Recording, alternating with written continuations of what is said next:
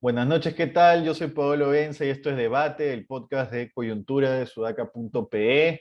A partir de hoy, por lo menos por un tiempo, vamos a estar solo Alexandra Ames y yo. David Rivera ha salido de vacaciones por un buen tiempo. Así que nada, lo primero a debatir es lo de mañana. ¿Qué esperamos de mañana? Que le den o la confianza a Aníbal Torres.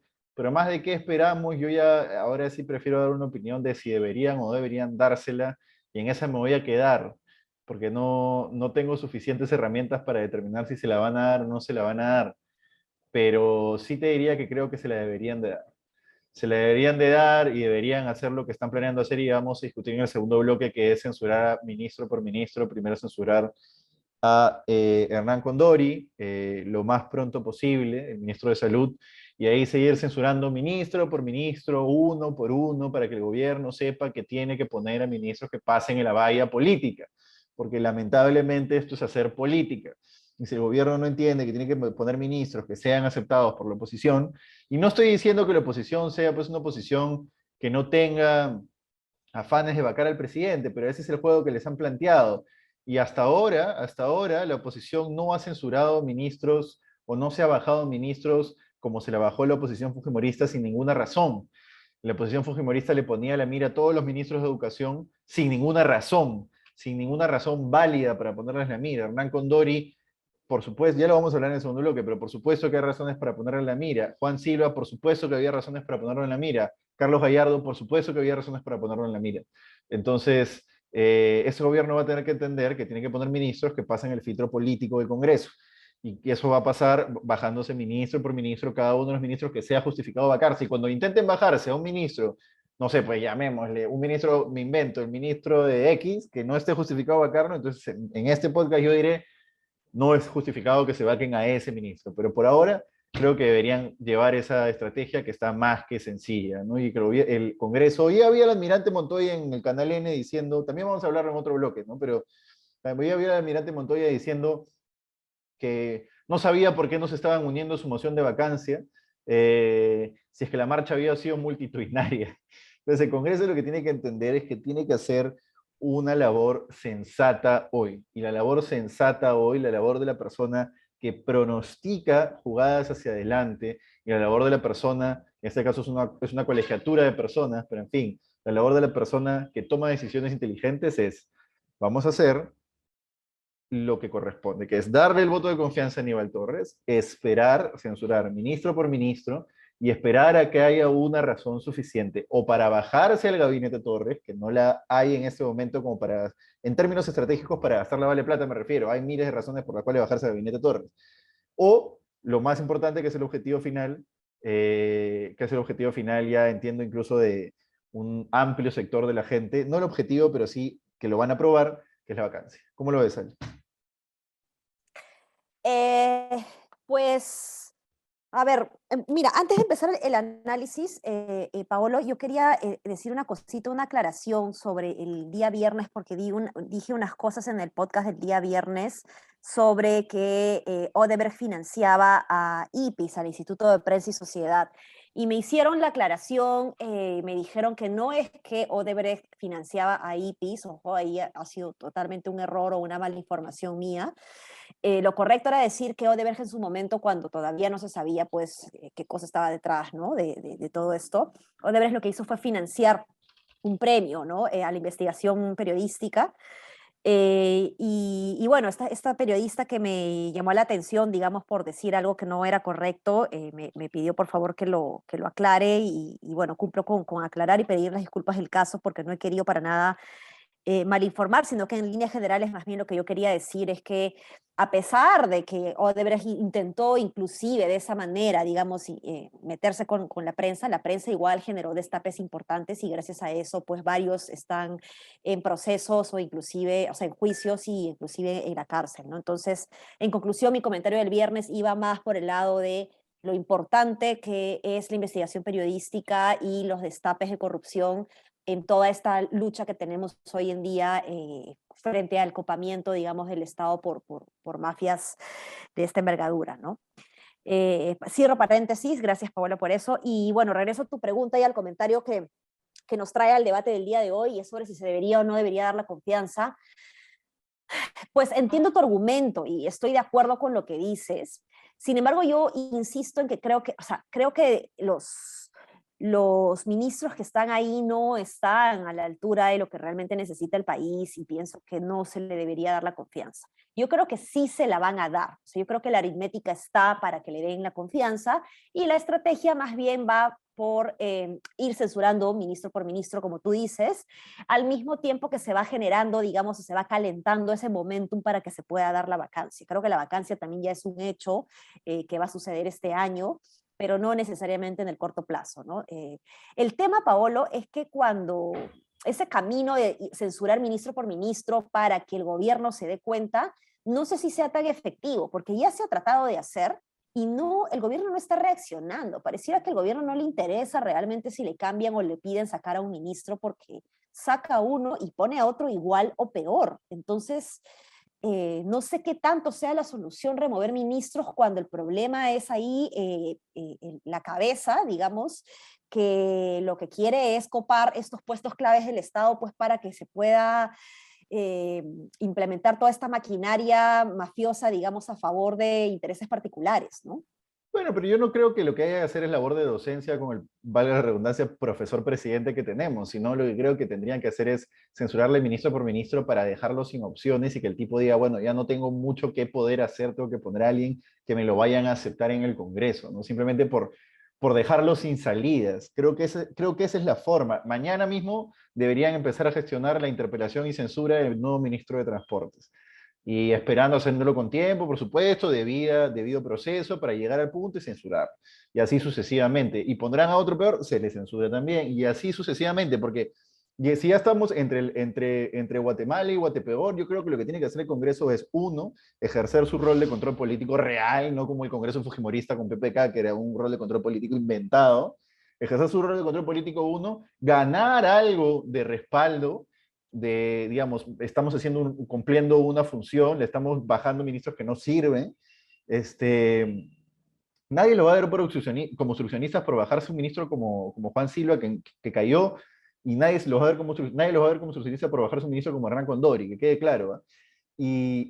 Y, y lo otro que creo que tendría que hacer el Congreso con ese juego, no sé si es un juego, con esa estrategia, es medir poderes. ¿Tenemos o no tenemos los votos para hacerle frente al Ejecutivo cuando llegue el momento? Porque en esas votaciones uno se va a dar cuenta de cuántos votos pueden generar las alianzas en el Parlamento. ¿Quiénes están de qué lado? ¿Quiénes están como lo que ocurrió con Acción Popular en la votación de Juan Silva, que al final tuvo que renunciar?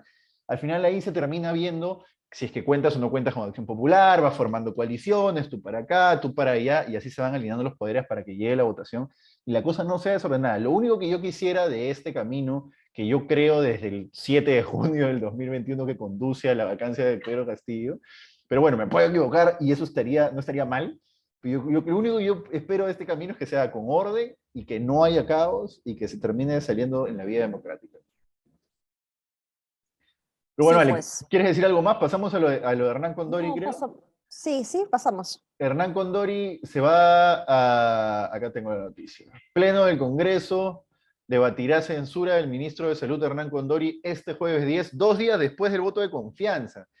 Yo creo que lo inteligente sería eso, denle el voto de confianza a Aníbal Torres y censuren a Condori inmediatamente y denle el mensaje a Aníbal Torres, no te hemos dado el voto de confianza porque confiemos, eso es una, por supuesto, metáfora, no porque confiemos en ti, sino porque es la forma estratégica de de librar esta batalla política. Ya sabemos que Aníbal Torres es un premier de guerra, en fin, el ministro de Salud, Hernán Condori, está ahí exclusivamente, únicamente porque es el ayayero de Vladimir Cerrón.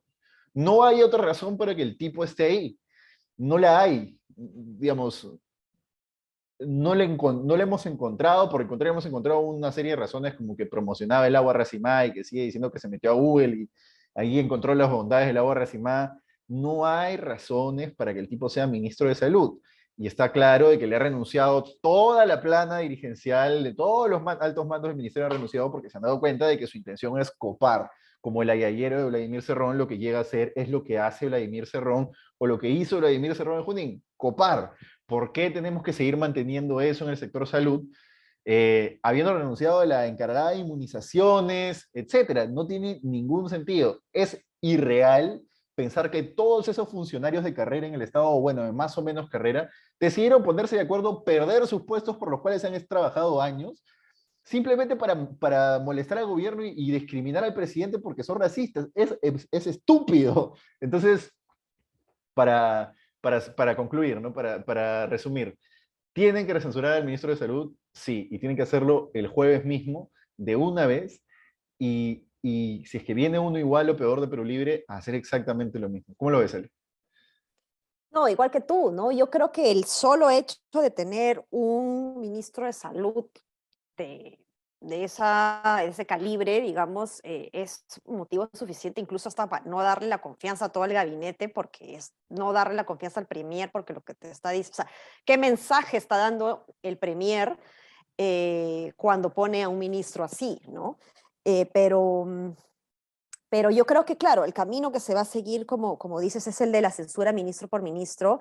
Este tiene que ser un ministro sin duda censurado y bueno, seguir dando la batalla porque yo no creo necesariamente de que se tome conciencia del mensaje que se quiere dar al momento de sacarlo y ojalá pues con su censura se pueda realmente colocar a alguien que sí puede actuar de manera responsable frente a este proceso de pandemia, de retorno a clases, en donde estamos ya en una tercera etapa, digamos, de la pandemia de recuperación, de vacunación, en donde la opinión médica, la opinión científica va a ser sumamente importante para los siguientes pasos, ¿no? Sí. Entonces, es importantísimo contar con alguien realmente capo en el sector, ¿no? Creo que ahí el gol, digamos, de los presidentes anteriores ha sido justamente ese, tener ministros de salud, digamos, que de alguna manera tenían ya experiencia, conocían al sector y podían pues tomar decisiones basadas en evidencia, que era lo que se necesitaba en un momento en el que no se sabía nada, digamos, como la evidencia que se ha ido generando a partir de los ensayos clínicos, cómo se ha ido generando un montón de información, ¿no? Entonces, sí, me parece importante que lo censuren, o sea, es realmente lamentable que alguien así pueda permanecer en el cargo y como dices, el riesgo está, digamos, en desmantelar todo lo que se ha construido abajo, ¿no? Toda la línea, digamos, de la cadena de valor, toda la cadena de suministro, digamos, que se ha armado en diversas estrategias, no solamente ahora en la vacunación, sino también en la vacunación de niños, en el tema de anemia contra los niños, desnutrición, digamos, hay una serie de cadenas de suministro que se han organizado Claro, en el claro. Ministerio de Salud que no pueden caerse, ¿no? Que no pueden caerse. Y se han tomado malas decisiones durante la pandemia, digamos, malas decisiones a la luz de los resultados, me refiero. No sé, pues en un momento se empezó a traer millones de pruebas rápidas en la gestión de Zamora, etcétera. Claro, Pero claro. bueno, pero bueno, uno puede decir, ya, pues el mismo Zamora sabía que esas pruebas no eran mejores pruebas que las moleculares y era lo único que tenían a la mano, pues, ¿no? Entonces ya, digamos, había una explicación racional detrás de eso, se equivocó. Yo en su momento también pensé que era una buena decisión. Después nos hemos dado cuenta de que no, o al menos no era la decisión, quizás la mejor decisión en ese momento, por más que no habían pruebas moleculares en el mundo en ese momento, fue una mala decisión, se cometieron errores, lo mismo con el oxígeno, con Sagasti, etcétera, etcétera.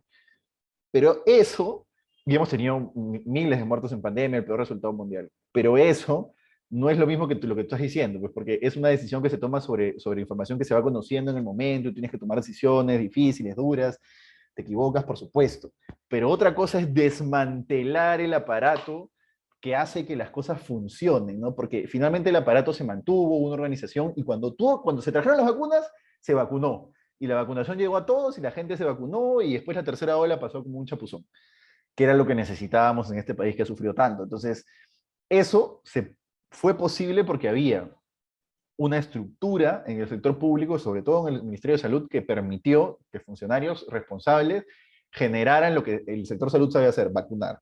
Si todos esos funcionarios se van y metes gente que solo la metes porque tiene carnet de Perú Libre, ya no vas a poder ni siquiera hacer eso. Además, es evidente que Hernán Condori, si creía en el agua racimada, probablemente creía pues, en X, Y o Z a la hora de enfrentar la pandemia. Pero bueno, más allá de eso, si tú destruyes esa burocracia, cuando haya que tomar cosas que el Estado en teoría sí puede hacer, como vacunar, tampoco lo va a poder hacer, ¿me dejo entender? O sea, no va a ser solo mal lo que siempre hace mal, sino que va a empezar a hacer mal lo que en teoría hace bien. Tienen que censurarlo ya, de una vez. Bueno, en Sí, fin. sí, eso. Y la marcha, hemos visto a Erasmo Wong en Segway, comandando, flanqueado por su gente, la marcha a favor de la vacancia, perdón, de Pedro Castillo, una marcha un fracaso total, ¿no? Y voy a decir dos cosas. La primera, vi a Montoya diciendo que había sido una marcha multitudinaria y que por eso y que digamos, el pueblo apoya de forma multitudinaria la vacancia. Y eso es una mentira flagrante, pues no, y alguien debería decirle al señor Montoya, si usted quiere tener algún éxito en su afán de vacancia, no mienta, empiece por no mentir, siga por generar algo de consensos, ¿me entiendes? No pueden mentir tan descaradamente, no fue un éxito, fue un fracaso, y fue un fracaso porque la dirigen y la convocan y la representan personas como Montoya o Erasmo Wong. No podemos pretender que la calle se mueva mediante la gerontopolítica. Si estamos hablando de que el movimiento de la calle se da por gente joven que quiere cambios y esperanza en un Perú mejor, etcétera, es imposible que quieran o estén dispuestos a salir a marchar con Jorge del Castillo, Erasmo Wong, que tiene un canal que dice constantes mentiras, y el almirante Montoya es ilógico, y lo resume muy bien Rosa María Palacios hoy día en un video en el que suscribo absolutamente. Lamentablemente, nadie que mueva la calle y nadie que ha movido la calle en el pasado quiere salir a marchar con esta gente. Lo que tiene que hacer para vacar al presidente es renunciar a su aspiración política y ya está. Ese, creo yo, es el paso gigantesco que tenemos para estar a un pasito de esa meta. Que toda esta gente renuncie a su aspiración política y diga, bueno, yo me voy a apartar, no voy a ser vocero, no voy a convocar marchas, no voy a renunciar a cualquier cargo posterior a la vacancia, etcétera, y entonces recién va a aprender. ¿Cómo lo ves, Ali? Sí, lo mismo que dices tú. O sea, es que creo que lo has dicho todo, ¿no?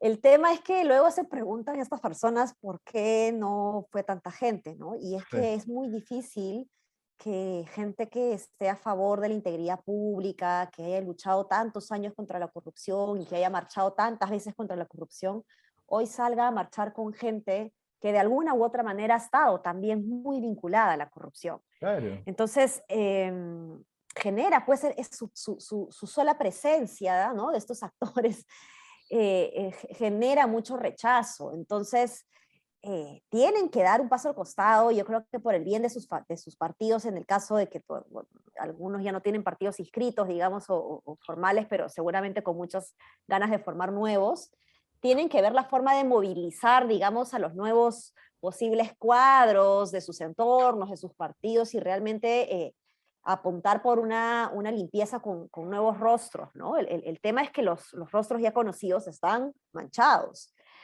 Y por eso es que estas marchas pues no están calando lo suficiente, ¿no? Ahora, Eduardo Darllán publicó, si no me equivoco, el domingo una entrevista, se publicó una entrevista de Eduardo Darllán en La República, muy interesante que, bueno, entre otras cosas, hacía una crítica justamente también desde el otro lado a, a los jóvenes, digamos, o al movimiento antifujimorista, ¿no? Todo lo que representaba este movimiento antifujimorista.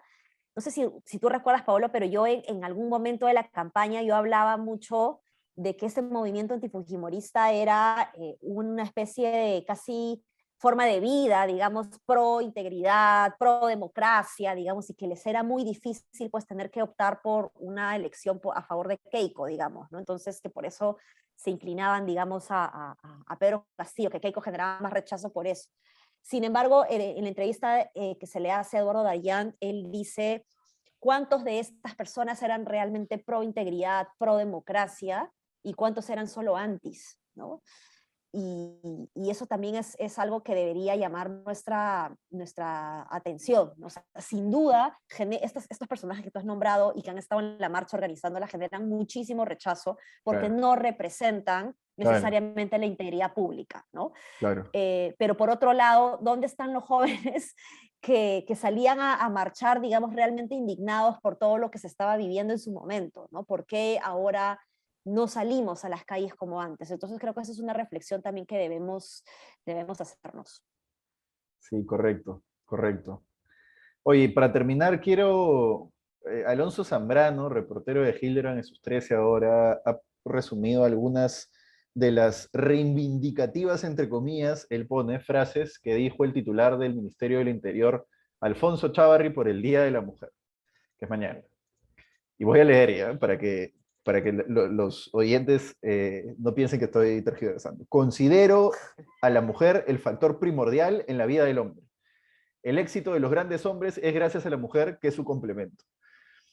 La mujer es la asesora que vela por el bien del esposo, la mujer Me muero. que dio Dios para ser la compañera del hombre. Las mujeres están iluminadas por el hecho de dar vida, el hombre llega arriba gracias a la mujer que tiene a su lado. Dios. ¡Qué desgracia! No sé, en fin, ¿alguna Ay, reflexión ay, sobre el ay. Día de la Mujer, Ale? En conclusión, lo que ha dicho en una palabra es costilla, ¿no? La mujer es mi costilla. Es O la sea, cuestión. por eso se le decía costilla, ¿no? Ahora ya creo que ya no se dice así. Reflexión por el Día de la Mujer. Creo que todavía no se entiende bien cuál es el, el objetivo de conmemorar el Día Internacional de la Mujer, ¿no? Justamente la idea es visibilizar que todavía tenemos grandes brechas de desigualdad, grandes brechas de calidad de vida, calidad de uso de tiempo. Eh, Todavía hay muchas mujeres que mueren en manos de personas que alguna vez le dijeron que las querían o que las amaban, ¿no?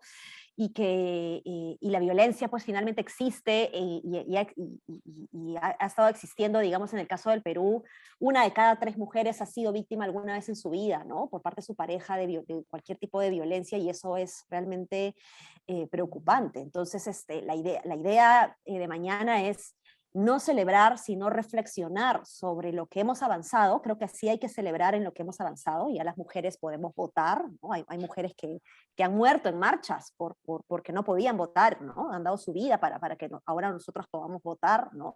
Creo que eso es digno de celebrar. Los derechos laborales también, y que podamos trabajar, que podamos ingresar a la universidad, ¿no? Hace poquito nomás las mujeres no podían entrar a la universidad.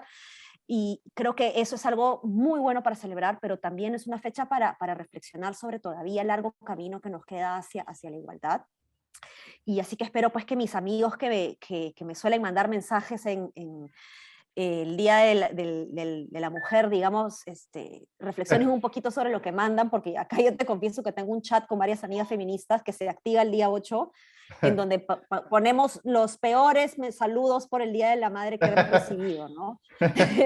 en donde es como, eres la rosa, eres mi sol, eres mi luz, eres debilidad, no sé qué, eres suavidad, y es como fuera de acá, ¿no? Entonces, ahí vamos a estar compartiendo los mensajes del Día de la Mujer que no tienen nada que ver con la fecha, ¿no? Esperamos ese listado.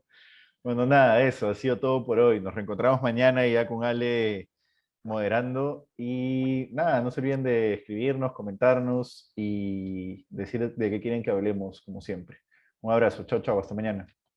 Nos vemos. Chao, chao.